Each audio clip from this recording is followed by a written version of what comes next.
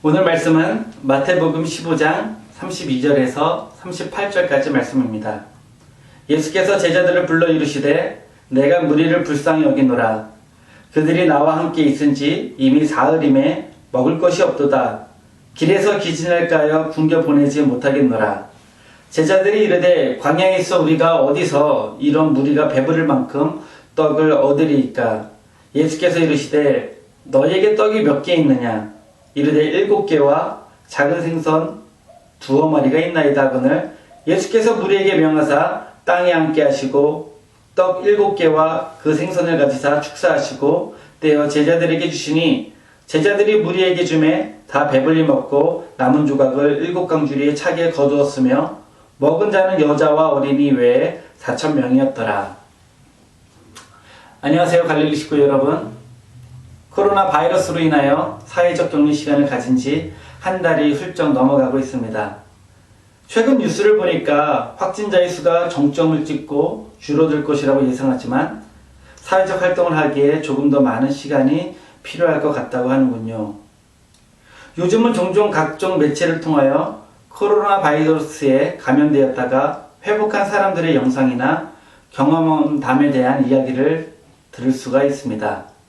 그중 기억에 남는 것 하나가 바이러스 환자들을 돌보아주다 감염이 되어서 얼굴이 새까맣게 변한 채 산소호흡기에 의지하여 누워있는 중국 의사들의 영상이었습니다.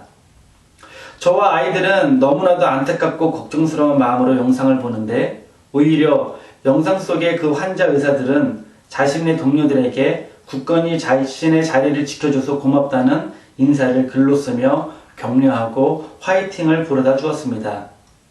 자신의 처지를 원망하지 않고 동료들에게 감사의 인사를 전하는 의사들이나 그런 동료를 보면서 자신의 사명을 다하고 있는 그 의사들을 보면서 우리는 감동을 받게 됩니다. 그리고 우리는 이러한 모습을 통하여 이 시국이 누군가의 희생으로 지나가고 있다는 것을 깨닫게 됩니다. 우리는 자연의 거대한 힘과 알 수 없는 병에 의하여 덧없이 연약해질 수 있는 존재들이지만 그 연약함에만 머물러 있지 않고 그 가운데서 희생정신을 발휘할 수 있고 소망의 끈을 놓지 않는 모습들을 보여주고 있습니다. 이러한 사람들을 통해 우리들이 그냥 연약한 존재로만 남지 않고 상황에 맞서 싸울 수 있는 생명력이 있는 강한 존재들이라는 사실을 다시 한번 깨달을 수 있게 되는 것입니다. 이뿐 아니라 각종 매체를 통하여 전해지는 좋은 메시지들은 우리를 더욱더 성숙하게 하고 한층 더 성장시키는 것은 물론 보다 더 넓은 세계를 보고 더 많은 것을 품을 수 있도록 도와주고 있습니다. 그러나 안타깝게도 또 다른 한편에서는 꼭 좋은 메시지만이 전해지는 것은 아닌 것 같습니다. 누군가를 비방하거나 특정인들을 혐오하는 글들을 발견하기도 하고 확인되지 않은 부정적이고 절망적인 이야기를 통하여 두려움과 공포를 더욱더 확장시키기도 합니다. 그 중에 제가 본 가장 가슴 아픈 해석은 이 코로나 바이러스가 하나님이 세상을 개혁하기 위한 일종의 경고이자 심판이며 이번 일을 통하여 하나님의 세상을 주관하심을 믿고 더욱더 선교에 앞장서자는 이야기들이었습니다. 인간의 불신앙과 오만함, 이기적인 마음과 욕심을 심판하기 위하여 하나님이 선하신 뜻을 가지고 바이러스와 같은 일들까지 주관하신다는 이러한 종류의 해석들은 오늘도 음지에서 환자들을 위하여 희생하고 이 시국을 잘 이겨내기 위하여 애쓰는 각처의 모든 사람들의 노력을 물거품으로 만들고 있는 것입니다. 이러한 신학의 해석은 결국 우리가 회개해서 하나님이 화를 거두어 주셔야만 끝나거나 심판받아야 할 악인들이 죽어야 끝나는 것인데 그것이 만약 사실이라면 결국 종말 때까지 우리는 반복적으로 하나님의 폭력과 심판을 경험해야 한다는 말밖에 되지 못하는 것입니다. 다시 말해 잘못된 해석의 렌즈로 바이러스와 하나님의 주관하심을 연관시키는 이야기는 그리스도인으로서 우리가 가장 하지 말아야 할 해석이라는 것입니다. 또 어떠한 사람들은 믿는 사람들이 열심히 기도하면 이 시국이 지나갈 것이라고 이야기도 합니다. 우리가 알다시피 기도라는 단어가 하나님을 믿는 신앙인들에게 있어서 너무나도 중요한 단어이자 상징 같은 단어이기 때문에 우리가 기도하자라고 말하면 다 옳을 것 같다는 막연한 의식을 가지고 있습니다. 그러나 무엇을 위하여 어떠한 기도를 하느냐에 따라 그 방향성과 목적에 따라 그 기도가 오히려 해악이 될 수도 있고 오히려 하나님의 세계와 전혀 반대되는 것들을 추구하게 만들기도 합니다. 뿐만이 아니라 잘못된 방향성을 가진 기도로 인하여 모순된 가치관이 더욱더 강화되는 것을 볼 수가 있습니다. 그래서 우리에게 기도한다는 사실보다 단 10초를 기도하더라도 예수님이 드러내셨던 기도의 본질이 우리의 언어와 바램 안에 들어있어야 한다는 사실, 그 사실이 더 중요하다는 이야기입니다.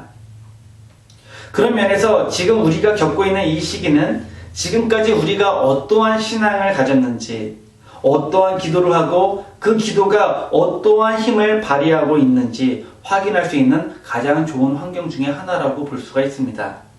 왜냐하면 자신이 소유하고 있는 진짜 영성은 가장 어렵고 힘든 시기에서 빛을 발하며 드러나기 때문입니다.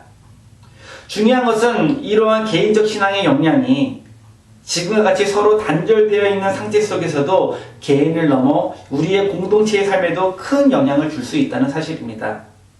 일례로 여러분이 얼마 전에 보내주셨던 글짓기 대회 글들이나 아침마다 여러분이 선택하신 찬양과 영성의 단어들이 전체 대화방을 통하여 전달될 때 그것이 개인의 영성을 넘어 공동체의 영성에 큰 영향을 주고 있다는 사실을 오늘 우리는 경험하고 있습니다. 제가 얼핏 보기에 수많은 기독교인들은 지금도 알 수 없고 근거 없는 하나님의 심판과 종말 그리고 구원과 초자연적인 기적의 메시지를 서로 전하고 이야기하고 그것을 가지고 기도하고 있는데 우리 공동체가 주고받는 메시지와 기도, 묵상의 단어들을 제가 볼 때 얼마나 많은 은혜와 감동을 받게 되는지 여러분이 드러내는 신앙의 고백이 갈릴리 교회의 목사로서 정말 큰 자긍심을 갖게 만들어주고 있습니다. 그런 의미에서 지금 이 순간 우리가 가져야 하는 사명은 우리가 추구하여 했던 깊은 영성의 신앙이 이와 같은 상황 속에서도 얼마나 아름답고 현명하고 성숙하게 발휘될 수 있는지 여러분들의 언어와 행동을 통하여 드러낼 수 있어야 한다는 사실입니다. 이와 같은 맥락에서 오늘의 본문 역시 우리 갈릴리 공동체의 정신을 보여주는 중요한 장면 중에 하나라고 할 수가 있습니다. 우리는 늘 설교를 통하여 일상에 대한 중요함, 그리고 그 일상을 가장 풍성하고 풍요롭게 만들기 위하여 우리가 어떠한 자세로 살아가야 되는지 주일의 이야기를 통해 수도 없이 들어보았을 것입니다.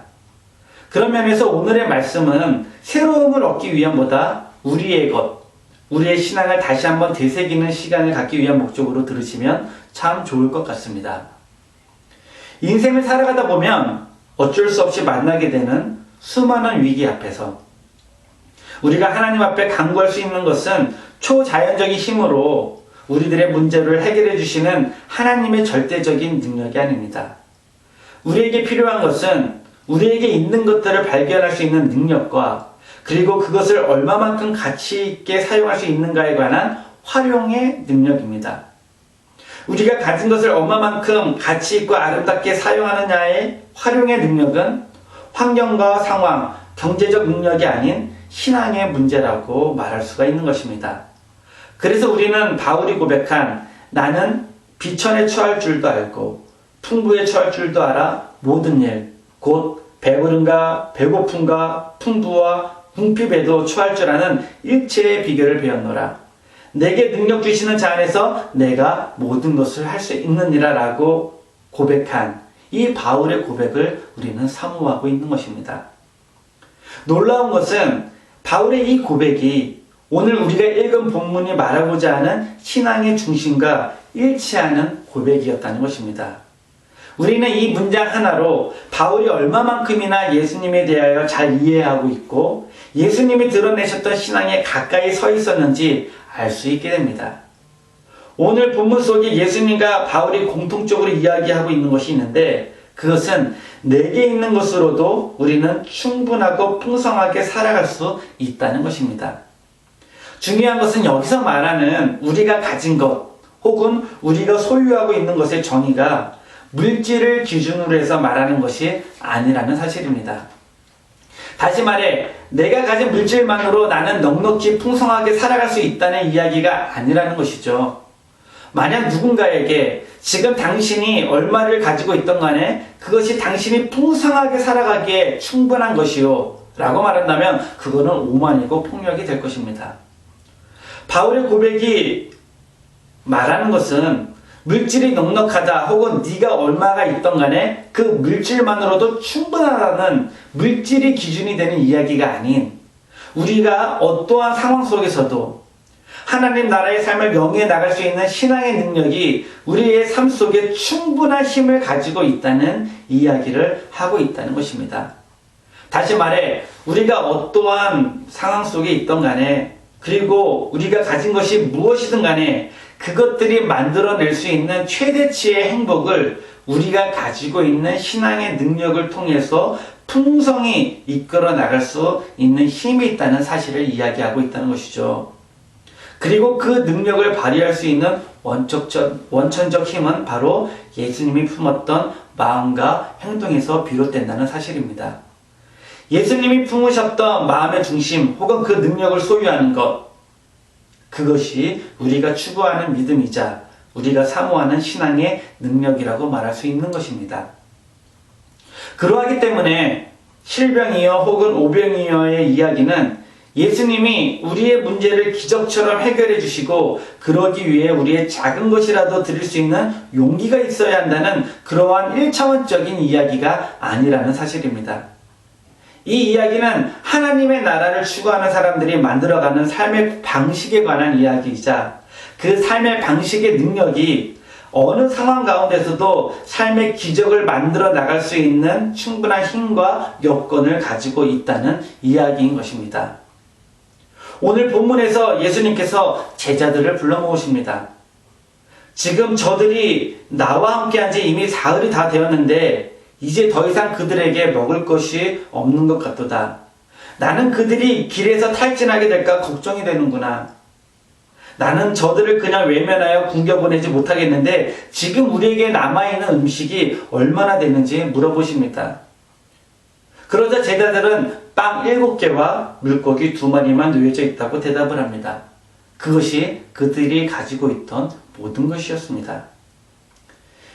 이때 제자들은 우리가 가진 것으로 저 사람들을 어떻게 다 먹일 수 있을까라는 의문을 갖게 됩니다.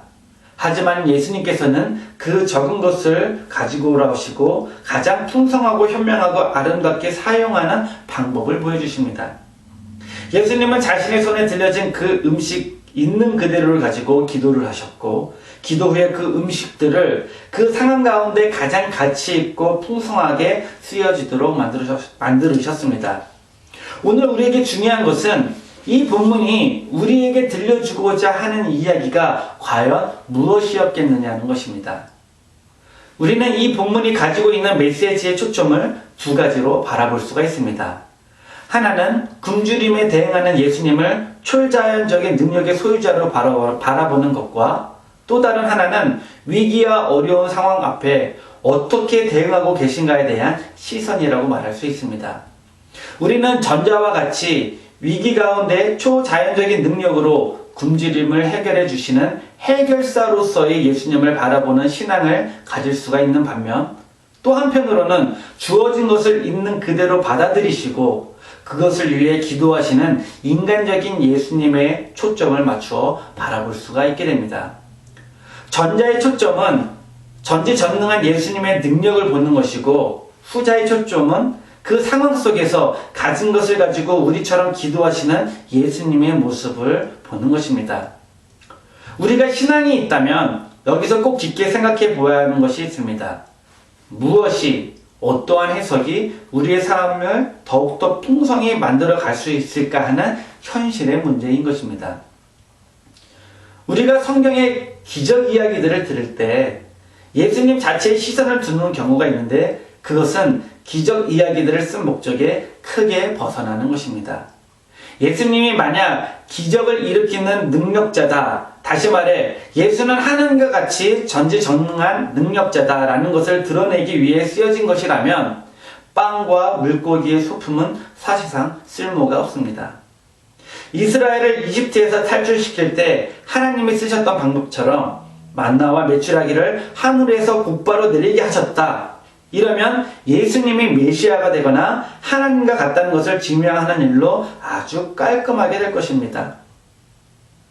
우리는 기적의 이야기를 통해 예수님 자체를 쳐다봐서는 안 됩니다. 우리의 시선은 그 상황 속에서 예수님의 행동을 보아야 되는 것입니다. 예수님은 제일 먼저 그냥 돌려보낼 수 있던 굶주린 대중들을 향해 긍휼히 여기는 마음을 갖습니다. 다시 말해 그냥 돌려보내도 아무런 도덕적이고 인도적 책임이 없는 상황 속에서 대중들을 불쌍히 여기셨다는 것입니다. 예수님은 그 다음 그 마음에서 비롯된 행동을 하기 시작하셨는데, 첫째, 그들이 지금 가지고 있는 것을 확인하셨다는 것. 두 번째, 그것들을 두고 기도하셨다는 것. 그리고 마지막으로 그것을 감사히 여기고 나누었다는 것입니다. 그렇기 때문에 사실 오병이어나 칠병이어의 이야기가 일반적으로 예수님의 하나님의 아들로서 초자연적인 능력을 드러내거나 헌신에 대한 이야기로 읽혀지기 쉽지만, 사실 이 이야기에 숨겨진 오묘하고 신비한 메시지는 하나님 나라의 자녀로서 살아가는 삶의 방식에 관한 이야기를 드러내고, 그 삶의 방식이 바로 이 순간, 다시 말해 제한적이고 결핍된 상황 가운데서 가장 강력하게 발휘된다는 것을 우리들에게 보여주고 있는 것입니다. 그래서 우리가 추구하는 갈릴리의 정신은 해결사인 예수님을 기대하고 바라보며 수동적인 자세로서 기도하는 것이 아니라, 오늘 예수님의 행동을 통해 우리가 가진 것을 발견하고 그 가진 것을 앞에 두고 기도하는 능동적이고 인간적이었던 예수님의 신앙 자세를 수용하는 것입니다. 그러므로 우리에게 기도란 이미 내 안에 있는 것들을 발견하고 그것을 가장 풍성하고 가치 있게 쓸 수 있는 도구로 사용되는 것입니다. 그것이 기도의 능력이자 우리가 오늘 기도로 이루어내야 하는 신앙의 힘인 것입니다. 그리고 조금 더 덧붙이자면, 그러한 과정과 행위를 통하여 우리의 삶에 진정한 기적이라 말할 수 있는 일들을 경험하고 고백할 수 있게 되는 것입니다. 그래서 오늘 우리들에게 필요한 기도는 기적을 일으켜달라는 기도도 아니고, 이제 용서하시고 심판을 멈춰달라는 기도는 더더욱 아닌, 우리가 어둡거나 부정적인 마음으로 발견하지 못하였던 내게 주어진 좋은 재료들을 발견하고 그것을 가장 현명하고 가치있고 아름답게 쓸 수 있는 능력을 가질 수 있게 해달라는 간구가 되고 기도가 되고, 그것이 곧 기적의 시작이 됨을 우리가 다시 한번 체험하는 것입니다. 오늘과 같은 상황 가운데 우리가 건강만 지켜낼 수 있다면 이것은 일생에 한 번 일어날까 말까 아주 특별한 경험이 될 수 있습니다. 저에게 있어서도 이 상황이 처음 겪는 일이어서 처음엔 두려움으로 시작되었지만, 지금은 제게 주어진 여러 가지 감사한 것들을 발견하고 이러한 것들로 특별한 삶을 만들어가고 있습니다. 생애 처음으로 어리숙하지만 레시피를 구해 스콘이라는 빵도 만들어 보고 시나몬 빵도 구워 가족들의 간식을 만들어주기도 하였습니다. 일주일에 두세 번씩 목적지 없이 가족들을 태우고 드라이브를 하면서 두 갈래 세 갈래 길이 나올 때마다 가족들에게 왼쪽으로 갈까 오른쪽으로 갈까 선택권을 줍니다. 그러다 보면 험한 길로 가기도 하고 길이 갑자기 없어져 다시 되돌아오기도 해야 했습니다. 그렇지만 그렇게 실패하거나 미궁 속으로 빠져드는 드라이브가 생각하지도 못한 기쁨과 즐거움을 주기도 합니다. 생각지 못한 풍경에 놀라워하기도 하고, 외진 곳에서 성과 같은 집을 만나게 될 때 잠시 차를 멈추고 만약 우리가 저기에 살면 어땠을까 하는 상상을 해보기도 합니다. 아이들과 부모님이 상상한 것들을 이야기하고 들을 때 가족들이 기발한 생각에 웃음이 가득 만연해지기도 합니다.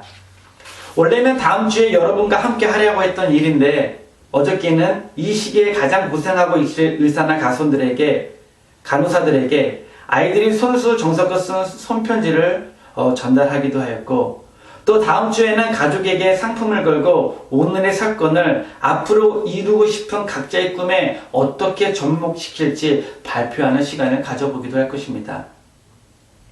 우리는 이 시국이 언젠가는 끝나고 이겨낼 것이라는 믿음을 가지고 사회적 일에 동참하며 지금의 시간을 특별하게 보낼 수 있는 힘과 신앙을 가지고 있습니다. 건강에 신경을 쓰고 사회적 권고사항을 잘 지키는 가운데 우리가 이 상황을 풍성하게 만들어갈 수 있다면 이 시간 역시 여러 방면으로 우리에게 귀한 시간이 될 수 있는 것입니다.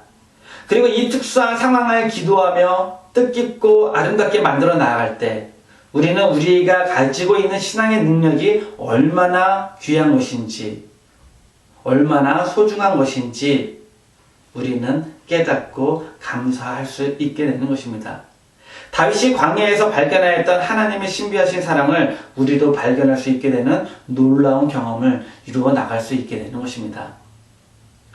상황과 환경이 우리의 인생을 갉아먹고 낭비시키는 것이 아니라 우리의 어둡고 민감하지 못한 부정적인 생각과 수동적인 자세가 우리의 인생을 낭비시키고 있습니다. 이러한 가운데 오병이어 혹은 칠병이어가 주는 교훈은 명확합니다. 지금 당신에게 있는 것을 발견하고 그것을 가지고 기도하고 가장 가치 있고 풍성하게 사용하여서 하나님께 감사할 수 있는 삶을 살아가십시오. 그 어떠한 상황과 환경이 당신을 패배자로 만들지 못하고 우리는 이 가운데서 하나님의 사랑과 하나님의 세계를 발견할 수 있게 됩니다. 지금이야말로 우리가 가진 신앙의 힘이 가장 강력하고 아름답게 발휘될 때입니다. 오늘 여러분의 삶을 통하여 갈릴리 공동체의 정신을 드러내고 예수님이 보여주신 신앙의 힘을 보여주시기 바랍니다. 여러분이 지금까지 갈고 닦은 신앙의 힘으로 이 시국을 가장 아름답고 풍성하고 지혜롭게 잘 헤쳐나 나가는 것뿐만이 아니라 놀라우신 하나님의 사랑을 체험하며 그 사랑을 우리 공동체의 영성에 그리고 나중에 만날 우리들의 사회적 친구들에게 여러분의 그 아름다운 신앙의 간증을 그 체험을 나눌 수 있는 그런 삶이 되기를 바라며 오늘의 말씀을 마치도록 하겠습니다. 기도하겠습니다. 사랑의 하나님, 오늘 코로나 바이러스로 인하여 어렵고 힘든 시기를 지나가고 있음에도 말씀을 통하여 하나님의 세계를 발견하고 예수님이 살아갔던 삶의 방식을 수용할 수 있는 시간을 허락해 주시며 감사를 드립니다. 우리가 이 시국에 좌절하고 힘들어하며 소망을 잃고 갈 수도 있지만 오늘 우리가 말씀을 통해 우리가 진정으로 우리의 신앙이 발휘된다는 것은 이럴 때 우리의 것을 발견하고 그것을 위해 기도하고 그것을 가치 있게 아름답고 현명하게 쓸 수 있는 능력, 그 능력이 우리가 가진 신앙을 통해서 발휘된다는 사실을 다시 한번 깨닫게 되었습니다. 주님, 우리가 이 시국 가운데서도 하나님의 세계를 발견하고 그 세계 속에서 우리가 할 수 있는 것들을 찾으며 그것을 우리의 가족들과 우리 공동체를 위해서 귀하게 쓸 수 있는 갈릴리인들이 될 수 있도록 인도해 주시옵소서. 그래서 우리가 나중에 만나 다시 한번 우리의 삶을 고백해 나갈 때 우리의 경이되고 제한된 삶 가운데서도 우리가 참으로 풍성했음을 그리고 그 풍성함이 우리가 지금까지 갈고 닦은 신앙의 힘으로 인하여 발휘되었음을 그래서 우리가 추구하는 신앙을 더욱더 사랑하며 예수 길을 따라갈 것이라는 그런 고백이 나눠줄 수 있도록 주님께서 인도해 주시기를 간절히 바라오며 이 모든 말씀 예수님의 이름으로 기도드렸습니다. 아멘.